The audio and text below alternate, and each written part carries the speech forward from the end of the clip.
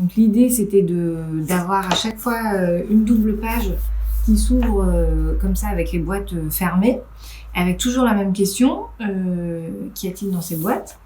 Et en fait, le lecteur, le fait de tourner la page fait que, en fait, on ouvre les couvercles et on découvre ce qu'il y a dans les boîtes.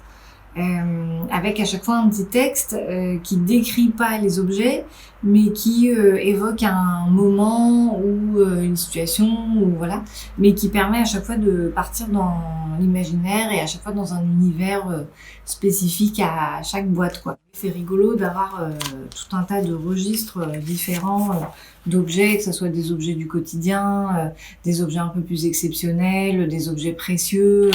C'est un peu tout le panel de la vie quotidienne, quoi. On a un truc dans ma famille avec les boîtes. On adore les boîtes et donc quand j'étais petite, quand j'allais chez mes grands-parents ou même chez mes parents, quand j'étais chez eux, tout était rangé dans des petites boîtes. Et notamment chez mes grands-parents maternels, chez qui j'allais pas si souvent que ça, à chaque fois que j'y retournais les étés, je retrouvais les mêmes boîtes et j'adorais parce que voilà, soit c'était pour celle-ci par exemple, c'est un souvenir vraiment tiré de mon enfance.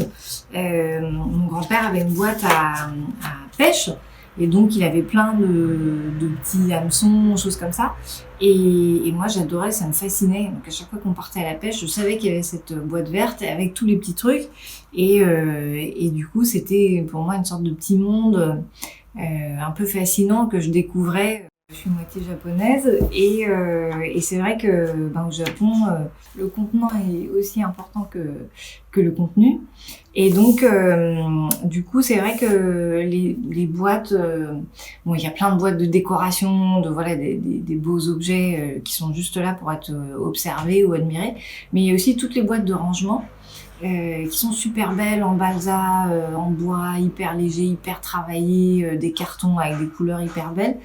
J'ai grandi avec ça, avec cette idée que la boîte c'était un objet à la fois mystérieux, mais aussi précieux, que c'était pas juste conserver des choses, mais que c'était aussi peut-être pas forcément caché, mais en tout cas de mettre de côté, de renfermer, mais vraiment avec cette part de mystère, quoi. En fait, je m'intéresse toujours par rapport à l'objet du livre et par rapport aux propriétés du livre. Donc c'est des feuilles qu'on tourne, des pages qu'on tourne. Et c'est vrai que j'essaie toujours de me dire, mais qu'est-ce qu'on peut faire autour de ça? Qu'est-ce qui fait quel est le jeu qui va faire que l'enfant va vouloir tourner la page? Parce que c'est quelque chose d'assez simple et en même temps qui est assez riche aussi finalement. C'est très, c'est pas que tout est possible, mais en tout cas c'est une contrainte de départ qui est hyper intéressante, quoi.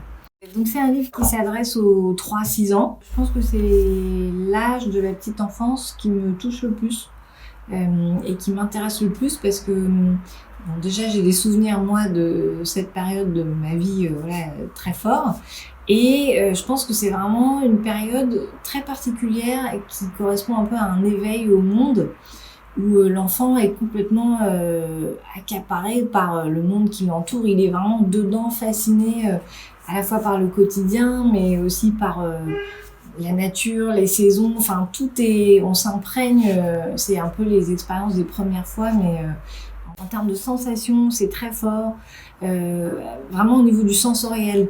L'idée, c'est d'avoir un graphisme très direct, très simple, qu'on puisse identifier les dessins, les formes de manière immédiate. Et en même temps, c'est pas non plus simpliste, c'est-à-dire qu'il y a tout un travail, on peut vraiment aussi travailler le détail. Donc notamment les couleurs, c'est hyper important pour moi qu'elles soient précises, belles, qu'il y ait des harmonies, des contrastes très forts, parce que ça permet à l'œil, en tout cas au lecteur, de se balader dans l'image, dans la page, et du coup c'est un peu comme observer des mini tableaux, mini compositions, mais il faut vraiment que ça pétille, quoi. C'est pas aussi simple qu'il n'y paraît.